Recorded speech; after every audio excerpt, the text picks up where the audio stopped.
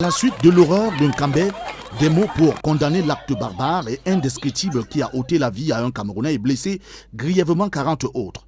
Pour l'Espagne, il s'agit d'une attaque inqualifiable, injustifiable et inhumaine, à la suite de cette explosion qui a ciblé notamment des élèves qui célébraient la fête de la jeunesse. Un acte fortement condamné avec fermeté par l'Union européenne qui a saisi l'occasion pour exprimer sa solidarité aux familles.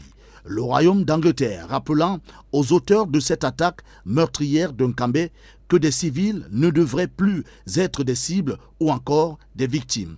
Emboîtant le pas aux autres, l'ambassade des États-Unis a dit condamner avec la plus grande fermeté l'horrible attentat perpétré le 11 février en Kambé dans la région du nord-ouest du Cameroun, agant que rien ne peut justifier une attaque contre des civils et des enfants en particulier.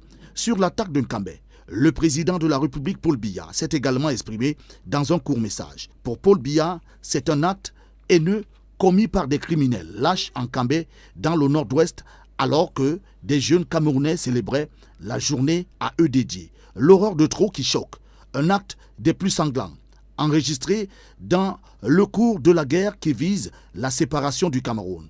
Que de morts, des civils qui en payent le prix fort et parmi ceux-là, des jeunes définitivement visés et tués.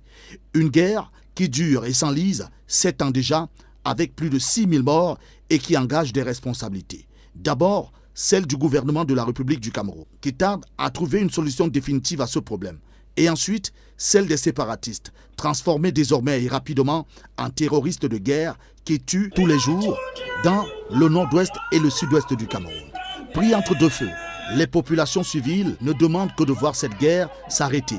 Et pour des analystes, solution à cette guerre ne pourra et ne peut être que politique et ne doit se faire que sur le terrain du dialogue entre les véritables acteurs.